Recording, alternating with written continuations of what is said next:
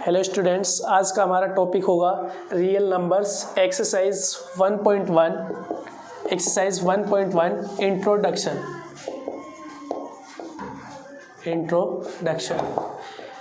Real numbers की exercise 1.1 में हमें टॉपिक दिया जाता है। सबसे पहले जो टॉपिक आता है हमारे पास Euclid division lemma.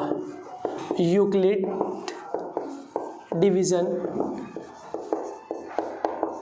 Division lemma, ये यूक्लिड डिवीजन लेमा कहीं बुक में यूक्लिड डिवीजन थ्योरम भी लिखा होता है, तो बात एक ही है, लेमा या थ्योरम कुछ भी आप लिख सकते हैं वहाँ पर।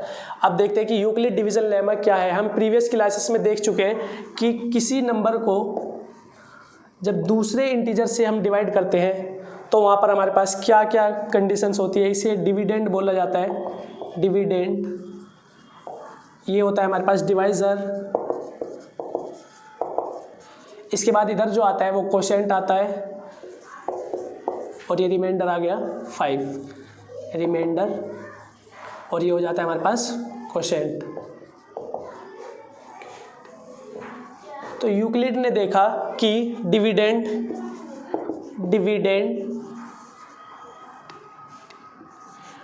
को हम इस तरह से लिख सकते हैं, divisor into quotient plus remainder. तो ये dividend equals to divisor into quotient plus remainder, ये हमारे पास क्या होता है, यूक्लिड डिवीजन लेमा यही है। यही हमारे पास क्या है, Euclid division lemma.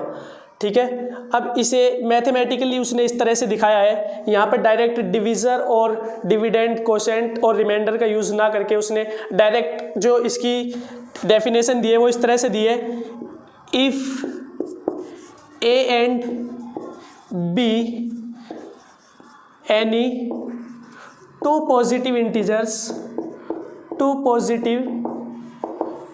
Integers such that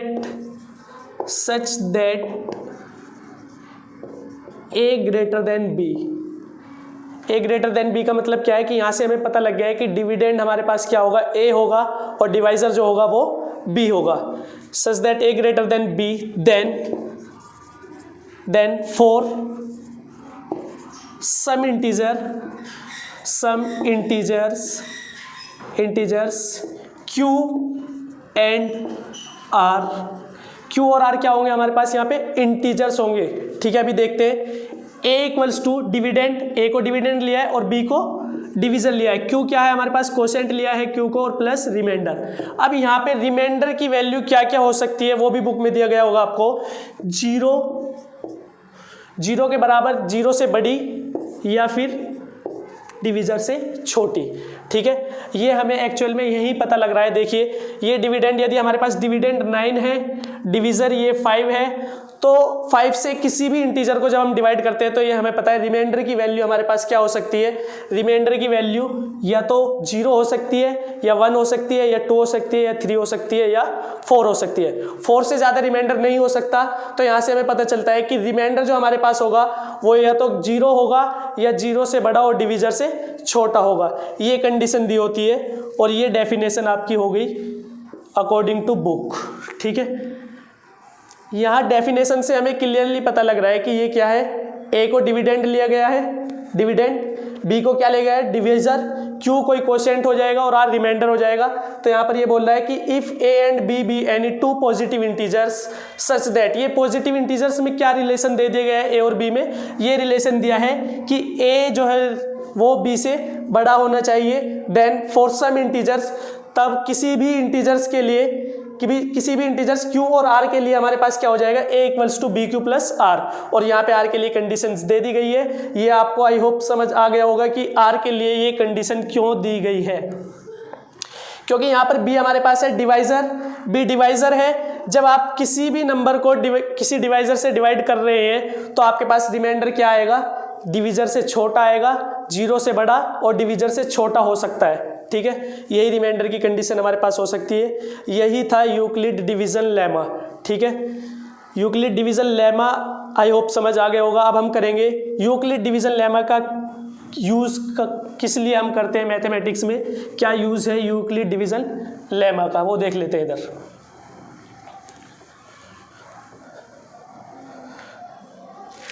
Euclid division lemma का यूज़ किया जाता है एचसीएफ फाइंड करने के लिए। मान लीजिए आपको कोई क्वेश्चन दे दिया गया है, फाइंड एचसीएफ ऑफ 135 एंड 225, ठीक है। ये दो नंबर हमें दे दिए गए हैं, तो इनका यूज़ हम कैसे, इसका यूज़ करके यूक्लिड डिवीज़न लेमा का इनका एचसीएफ कैसे फाइंड कर पाएंगे वो हम देख लेते हैं, ठीक है। सबसे पहले हमें ये देखना है यूक्लिड डिवीज़न लेमा में हमारे पास कंडीशन क्या थी, ए और बी कोई दो पॉजिटिव इंटीजर्स थे जिनमें ए की वैल्यू बी से बड़ी होनी चाहिए थी। तो हम यहाँ पर क्या देखेंगे, इन दोनों में बड़ी वैल्यू क्या है। हमें क्लियरली दिखाई दे रहा है कि 135 लेस देन है 225 से, तो हमें क्या मिल जाएगा 225 बड़ी वैल्यू मिल गई। तो इसे हमें क्या लेना पड़ेगा, डिविडेंड। डिविडेंड इक्वल्स टू क्या होता है देख लेते हैं, 135 से 225 को डिवाइड जब आप करेंगे तो आपको क्या मिलेगा, 1 टाइम्स ये जा सकता है, ये हो जाएगा 135 और यहाँ पे हमारे पास बचता है 0, इधर बचेगा 90 रिमाइंडर बच जाता है, ठीक है। रिमाइंडर हो गया 90, ये हो गया हमारे पास कोशेंट, ये होता है डिविडेंड और ये होता है हमारे पास डिवाइजर।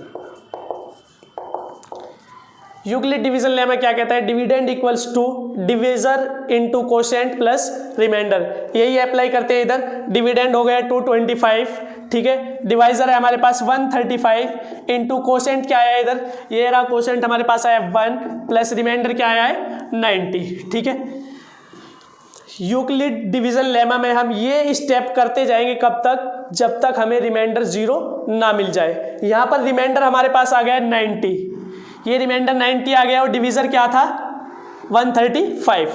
अब हम डिवीज़र और रिमाइंडर के लिए वापस यूक्लिड डिवीज़न लेमा लगाएंगे तो हमें पता चल रहा है डिवीज़र और रिमाइंडर में 135 बड़ा है। ये आपको पहले भी बता दिया गया है कि डिवीज़र से हमेशा रिमाइंडर छोटा होगा, ठीक है। रिमाइंडर हमेशा डिवीज़र से छोटा होगा, तो डिवीज़र को अब वापस डिविडेंड की फॉर्म में हमें लिखना पड़ेगा। यहाँ पे जो डिवीज़र है अब ये डिविडेंड माना जाएगा और ये 90 डिवीज़र माना जाएगा, ठीक है। ये 90 इधर। अब हमें क्या करना है, 135 को डिवाइड कर लेना है किससे, 90 से, ठीक है। 90 ये हमारे पास बच गया 45 क्या है, अभी ये रिमाइंडर है, ठीक है। ये रिमाइंडर हो गया हमारे पास। ये क्या है हमारे पास, कोशेंट है, ये कोशेंट है, ये डिविडेंड है, ये हमारे पास क्या है, डिवाइजर है, डिवाइजर। तो लिख देते हैं यूक्लिड डिवीजन लेमा की फॉर्म में, क्या हो गया, dividend equals to divisor into quotient 1 आया है जो कि प्लस रिमाइंडर जो कि 45 आया है, ठीक है।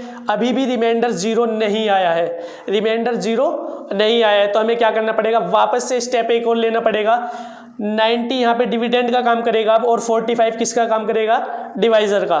तो हम लिख लेते हैं 90 इधर आ जाएगा हमारे पास इक्वल्स टू में 45 डिवीजर का कार्य कर रहा है। अब ये देखेंगे कि यहाँ पर हमारे पास डिवाइजर तो आ गया 45 और कोशेंट और रिमाइंडर क्या आएगा, ये चेक कर लेते हैं। देखिए इधर लिख लेते हैं, 45 से डिवाइड करना है हमें 90 को, तो हमें क्या मिल पाएगा, 45 2 90 और ये रिमाइंडर आ गया 0, ठीक है।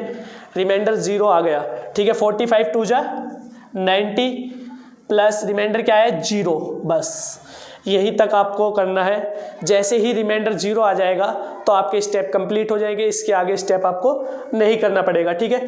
जिस स्टेप पे रिमाइंडर 0 मिल रहा होगा, जिस स्टेप पर रिमाइंडर 0 मिल रहा होगा, उस स्टेप पर जो भी हमारा डिवाइजर होगा वही हमारा एचसीएफ कहलाएगा इन दोनों नंबर्स का, ठीक है। एक बार लिख देता हूं आपके लिए, जिस स्टेप पर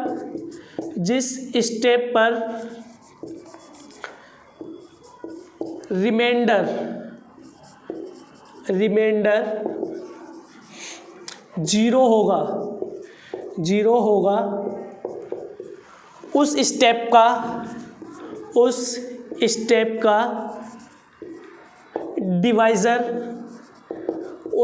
का डिवाइजर ही उस स्टेप का डिवाइजर ही HCF, उस डिवाइड का HCF कहलाएगा।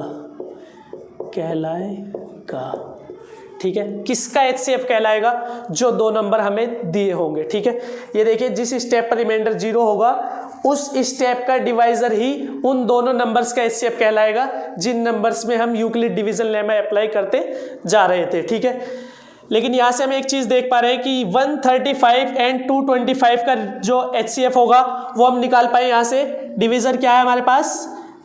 45।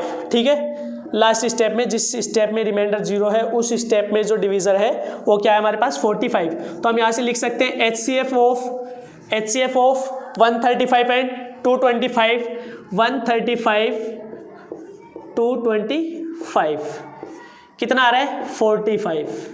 लेकिन यहाँ से एक चीज़ में आपको ध्यान देना है, यदि ये स्टेप ना दे, वो ये स्टेप ना दे, ठीक है, और ये स्टेप ना दे, ठीक है, और वो आपसे बोले कि 135 और 90 का HCF फाइंड कीजिए। भाई इस स्टेप के बारे में बात कर रहे हैं, तो 135 डिविडेंड था हमारा और 90 क्या था? डिवीज़र था। तो इस स्टेप में हमारे पास 135 डिविडेंड और 90 डिवाइज़र हो गया। तो यहाँ से हमें इन दोनों का HCF यदि फाइंड करना पड़े, यहाँ पर हम क्वेश्चन को यदि चेंज कर देते हैं और ये हो जाता 135 एंड 90, तो भी HCF क्या आना था भाई? HCF क्या आना था? 45, क्योंकि इस वाले स्टेप पर जाकर हमें रिमाइंडर 0 मिल रहा है और इस स्टेप पर क्या आ रहा है हमारा? डिवीज़र 45। तो इसका भी HCF क्या आना था? इन दोनों नंबर्स का भी 45। ठीक है, तो यहाँ पर हम लिख सकते हैं HCF ऑफ 135 एंड 90।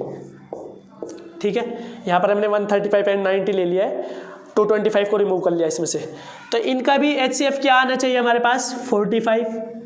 ठीक है, इसके बाद देखेंगे यदि 135 और 135 एंड 90 ना हो करके ये हमसे 90 और 45 का HCF पूछे, 90 और 45 का HCF पूछे, तो ये कंडीशन रिमूव हो जाएगी इसमें से। भाई ये कंडीशन रिमूव हो जाएगी। ठीक है, तो यहाँ पर एक स्टेप में ही रिमाइंडर 0 आ गया। भाई यहाँ पर क्या हमने 90 डिविडेंड हो गया, इंटू 45 हमारे पास क्या है? डिवाइजर है, इंटू कोशेंट में 2 आ गया और रिमाइंडर फर्स्ट स्टेप में ही 0 आ गया। तो इन दोनों का रिमाइंडर भी क्या होना चाहिए हमारे पास? 0 हो गया। और यहाँ पर HCF क्या हो जाएगा? HCF ऑफ किसका? 90 एंड 45, इसका भी HCF क्या आ रहा है? 45 आ रहा है। तो यहाँ से आपको पता चल गया कि आप यदि ऊपर से एक एक स्टेप हटाते जाएंगे तो भी आपको रिमाइंडर वही मिलता जाएगा जो स्टार्टिंग में मिला था। ठीक है, जैसे कि 135 और 225 से हम लेकर चले थे, 135 एंड 225, इसका HCF हमने 45 निकाला, फिर हमने यहाँ से 225 को रिमूव कर दिया और जो हमारे पास रिमाइंडर बच रहा था वो वाली कंडीशन ले ली, 135 और 90 वाली कंडीशन जब हमने ली तो यहाँ से भी हमें HCF क्या मिल रहा है? 45 मिल रहा है। इसके बाद हमने क्या किया? HCF ऑफ 90 एंड 45 जब हमने निकाला तो वहाँ भी हमें क्या मिल रहा है? 45 मिल रहा है। ठीक है, चलिए, आई होप कि आपको समझ आ गया होगा।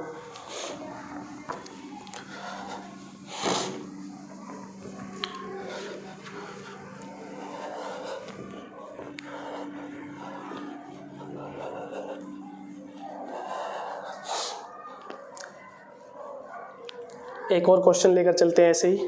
ठीक है, फाइंड HCF ऑफ 867 एंड 255।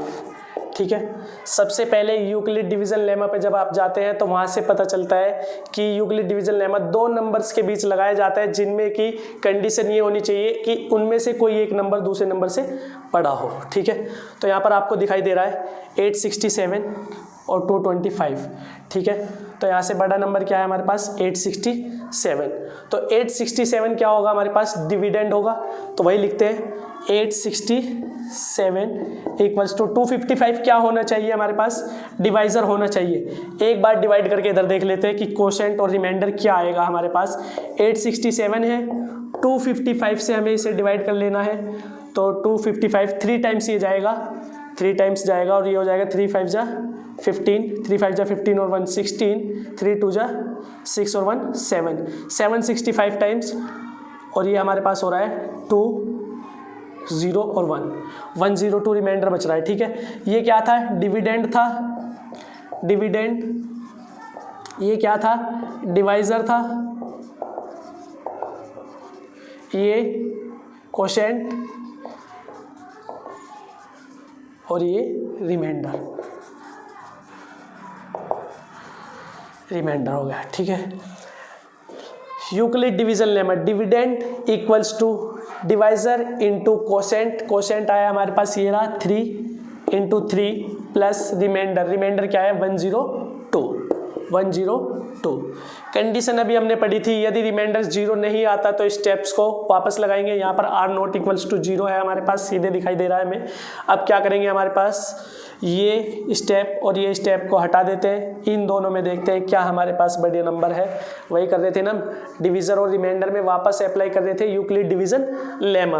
तो डिवीज़र क्या था हमारे पास? इससे प्रीवियस स्टेप में 255 और 102 में क्लियरली दिखाई दे रहा है 255 बड़ा नंबर है, तो 255 इक्वल्स टू 102 इंटू क्या कर सकते हैं, इधर देखेंगे, 255 डिवाइड बाई 102, 2 टाइम्स ही जा सकता है भाई, 2 टाइम्स डिवाइड किया तो ये हो गया हमारे पास 204 हो जाएगा, 51 बच रहा है, 51 इधर। ठीक है, तो वापस से डिविडेंड, डिवीज़र, कोशेंट और ये रिमाइंडर, ये रिमाइंडर हो गया। ठीक है, यूक्लिड डिवीजन लेमा क्या था? Dividend equals to divisor into quotient, dividend equals to divisor into quotient, quotient 2 है हमारे पास, प्लस रिमाइंडर, रिमाइंडर क्या है? 51। ठीक है, यहाँ पर वापस हमें क्या मिल रहा है? R not equals to 0। ठीक है, आर की वैल्यू 0 फिर नहीं मिली तो वापस एक स्टेप और करना पड़ेगा हमें। यहाँ पर ये हमारे पास अब डिविडेंड का कार्य करेगा और ये किसका कार्य करेगा? डिवाइजर का। ठीक है, वापस देख लेते हैं, 102 अब हमारे पास डिविडेंड का काम करेगा, 51 डिवाइजर का काम करेगा, इनटू में कोशेंट प्लस रिमाइंडर। देख लेते हैं क्या कोशेंट और क्या रिमाइंडर आता है। 102 51, ठीक है, 2 टाइम्स इससे जाएगा, 102 आ जाएगा, रिमाइंडर आ गया 0। यही तो चाहिए था भाई, है ना, यही चाहिए था ना, रिमाइंडर 0 आ जाए। ठीक है, 2 + 0, ठीक है, मिल गया। जिस स्टेप पर रिमाइंडर 0 आ रहा होगा उस स्टेप का जो डिवीज़र होगा वही हमारा इन दोनों नंबर्स का HCF होगा। ठीक है, तो लिख लेते हैं HCF ऑफ क्या था हमारे पास? 867 एंड 255 इज क्या है? 51। यही आंसर हो जाता है। ठीक है, एक्सरसाइज 1.1 में आपको यूक्लिड डिवीजन लेमा से HCF फाइंड करना और कुछ अदर्स टाइप्स की प्रॉब्लम दे रखी है, तो आई होप आप HCF तो समझ पाए होंगे, अदर्स टाइप्स की जो प्रॉब्लम होगी उन पर कार्य करते हैं। ठीक है,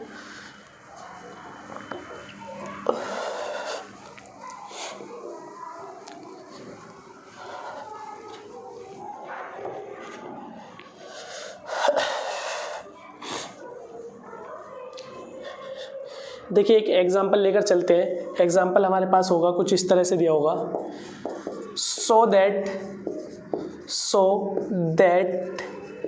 every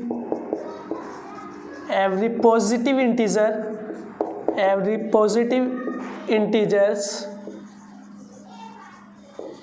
can be of the form किस फॉर्म का हो सकता है? 2q and 2q + 1 for some integers q। ठीक है, सबसे पहले क्वेश्चन देखते हैं, क्वेश्चन से हमें क्या समझ में आ रहा है। क्वेश्चन हमसे कह रहा है कि ये दिखाइए आप कि जितने भी हमारे पास पॉजिटिव इंटीजर्स हैं उन्हें 2q और 2q + 1 की फॉर्म में दिखाया जा सकता है। ठीक है, देख लेते हैं क्या हो सकता है यहाँ पर। ठीक है, मान लीजिए हमारे पास यहाँ पर q क्या है, हमारे पास q कोई भी इंटीजर हो सकता है। ठीक है, देख लेते हैं क्या हो सकता है। मान लीजिए ये हमारे पास इंटीजर्स हैं, भाई पॉजिटिव इंटीजर्स तो यही होते हैं,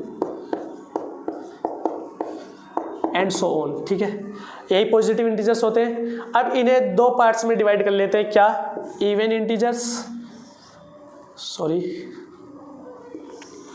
even integers and odd integers and so on, ऐसे ही जा रहा होगा। ठीक है, देख लेते हैं अब हमारे पास क्या आता है। यदि मैं 2 को लिखना चाहूँ, 2 को तो इस तरह से लिख सकता हूँ 2 × 1। ठीक है, 4 को लिखना चाह रहा हूँ, पहले हम ले चल रहे हैं इवन इंटीजर्स। ठीक है, 2 × 2। 6 को लिखना चाह रहा हूँ 2 × 3। 8 को लिखना चाह रहा हूँ 2 × 4। ठीक है, ऐसे ही अब आते हैं हम ऑड इंटीजर्स पे। ऑड इंटीजर्स में यदि मैं 1 को लिखना चाह रहा हूँ तो 2 × 0 + 1। ठीक है, 3 लिखना चाह रहे हैं भाई ऑड, 1 के बाद 3, 3 के बाद 5, 5 के बाद 7, 7 के बाद 9 और ऐसे ही चलता जाएगा। ठीक है, ऐसे ही जब हमने इवन लिया था 2 के बाद 4 लिया, फिर 6 लिया, फिर 8 लिया। अब हम क्या लेना चाह रहे हैं, odd integers 1, 3, 5, 7, 9 and so on. ठीक है, ऐसे लिखना चाह रहे हैं 2 × 1 + 1 लिखा। ठीक है, 5 को लिखना चाह रहे हैं 2 × 2 + 1 लिखा। 7 को लिखना चाह रहे हैं 2 × 3 + 1 लिखा। ठीक है, खैर ये हम लिख पाए अभी अपने टोटल इंटीजर्स को, ऐसे ही लिखते जाएंगे। इसी क्रम में यदि हम चलते जाएं तो हमें यहाँ पे क्या चेंज दिखाई दे रहे हैं, हम देख पा रहे हैं कि इनमें चेंजेस हो रहा है। ठीक है, 2 अपनी जगह पर फिक्स है। ठीक है, तो हम यहाँ से क्या कंक्लूजन निकाल सकते हैं, हम कंक्लूजन निकाल पा रहे हैं कि कोई भी पॉजिटिव इवन इंटीजर्स, पॉजिटिव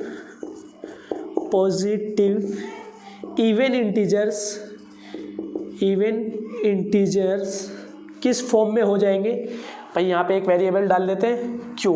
ठीक है, ये रहा वेरिएबल पॉइंट ले लिए, क्योंकि ये चेंजेस हो रहा है तो चेंजेस हो रहा है तो एक वेरिएबल ले लेते हैं। और वेरिएबल का मतलब क्या है, कोई भी इंटीजर्स वहाँ पर एग्जिट कर सकता है। ठीक है, कोई भी इंटीजर वहाँ पर एग्जिट कर सकता है। तो यहाँ पर हमारे पास क्या हो जाना चाहिए, 2q। ये क्यों ले लिया हमने, क्योंकि यहाँ पर जब हम पॉजिटिव इवन इंटीजर्स के बारे में बात कर रहे हैं तो ये चेंजेस होता जा रहा है। चेंजेस होने से हमने वहाँ पर एक वेरिएबल पॉइंट ले लिया है और ये वेरिएबल पॉइंट क्या दिखाता है हमें कि ये कोई भी पॉजिटिव इंटीजर्स हो सकता है। ठीक है, इधर आते हैं।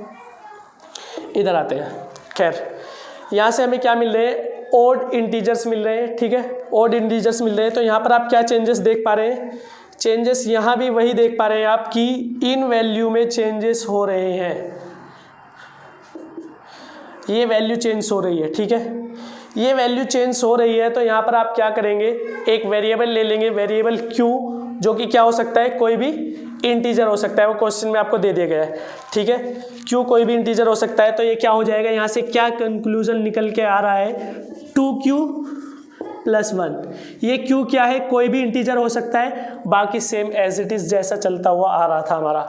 आई होप कि आप इसे समझ पाए होंगे।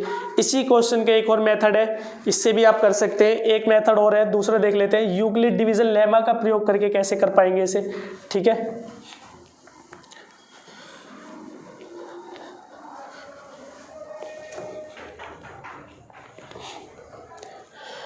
देखिए यूक्लिड डिवीजन लेमा का यूज करके इस क्वेश्चन को कैसे हम सोल्व कर पाएंगे वो देख लेते हैं। ठीक है, सबसे पहले इधर लिख लेते हैं सॉल्यूशन। पहले यूक्लिड डिवीजन लेमा की डेफिनेशन देखते हैं, डेफिनेशन क्या कहती है। If A and B any two positive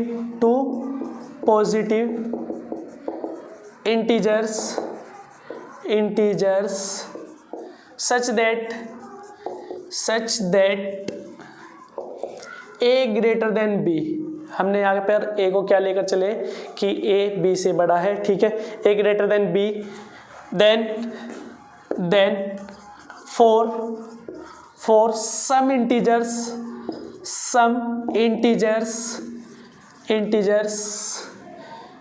Q and R।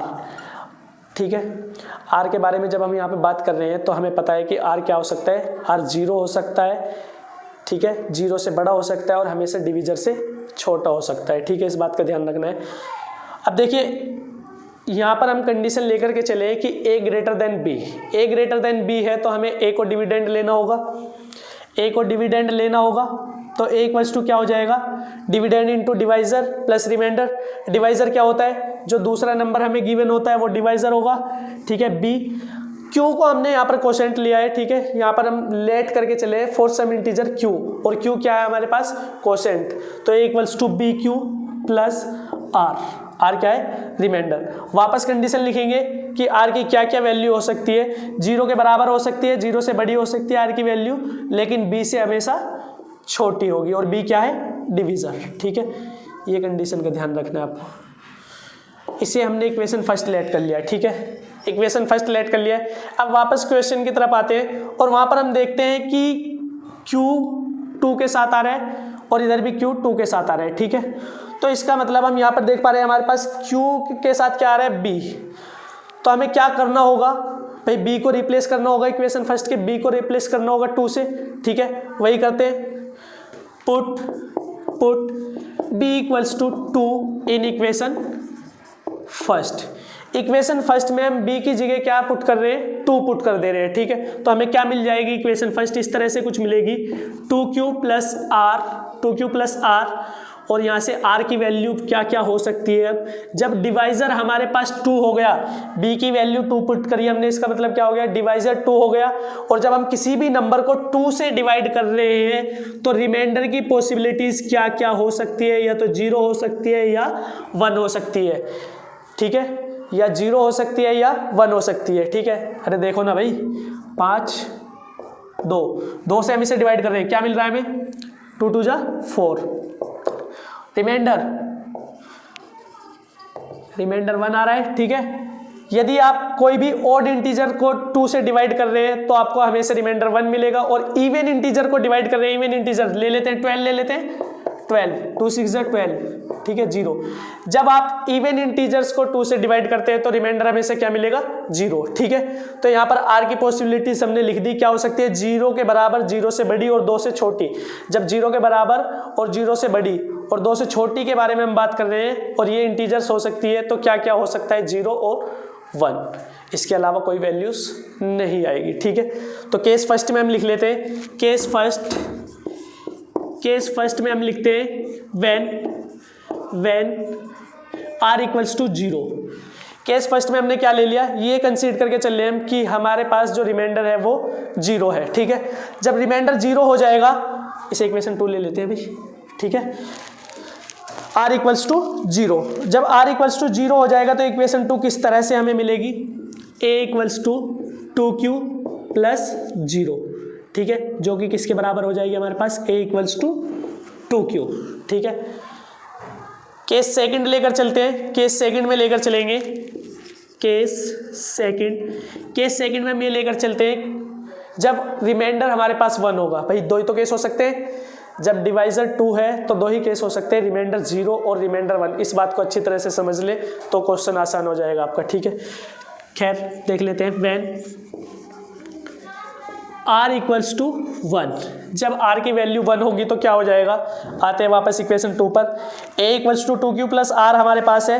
यदि R की वैल्यू यहाँ पर 1 पुट कर देते हैं तो हम क्या निकाल पाएंगे कि A equals to 2Q plus 1। अब देखिए वापस आते हैं यूक्लिड डिवीजन लेमा से, जहाँ से हमने सॉल्यूशन स्टार्ट किया था। हम यहाँ पर क्या लेकर के चले थे, if A and B be any 2 positive integers such that A greater than B, then for some integers Q and R क्या है यहाँ पर, कोशेंट एंड रिमाइंडर। तो किसी इंटीजर Q और R के लिए डिविडेंड बराबर divisor into quotient plus remainder, और रिमाइंडर की वैल्यू क्या हो सकती है, 0 के बराबर, 0 से बड़ी और डिवाइजर से छोटी। ठीक है, ये हमारे पास इक्वेशन फर्स्ट हो गई। यूक्लिड डिवीजन लेमा की डेफिनेशन को ही हमने इक्वेशन फर्स्ट माना। इक्वेशन फर्स्ट मानने के बाद हमने क्या किया, हमने क्वेश्चन में देखा कि हमें क्या मिल रहा था, कोशेंट के साथ मिल रहा है 2, इधर भी कोशेंट के साथ मिल रहा है 2। तो हम इधर देखते हैं डेफिनेशन में, अपनी डेफिनेशन में कोशेंट के साथ हमारे पास b आ रहा था, तो उस b को रिप्लेस कर दिया हमने किससे, 2 से। b को रिप्लेस किया है 2 से, ठीक है, इक्वेशन फर्स्ट में b को रिप्लेस कर दिया है 2 से, और इससे रिप्लेस करने के बाद हमारे पास डिवाइजर क्या हो गया, डिवाइजर हो गया 2। और किसी भी नंबर को जब 2 से आप डिवाइड करते हैं तो रिमाइंडर की क्या क्या पॉसिबिलिटीज़ हो सकती है ये आप भली बात ही जानते हैं। या तो रिमाइंडर 0 हो सकता है जैसे कि इधर से दिखाया गया है, या रिमाइंडर 1 हो सकता है, ये इधर दिखाया गया है, ठीक है। तो यहाँ पे हमने रिमाइंडर को एक एक कंडीशन लेकर चले। हमने पहली कंडीशन में लिया कि रिमाइंडर जब 0 होगा, जब रिमाइंडर 0 होगा तो आपको क्या मिल रहा है, आपको मिल रहा है a = 2q। और रिमाइंडर 0 कब होगा, यहाँ पर देखिए, जब आपके पास जो डिविडेंड है वो एक इवन पॉजिटिव इंटीजर होगा, तभी आपके पास रिमाइंडर 0 आ पाएगा। और रिमाइंडर 1 कब होगा, जब आपके पास ऑड पॉजिटिव इंटीजर होगा, ठीक है।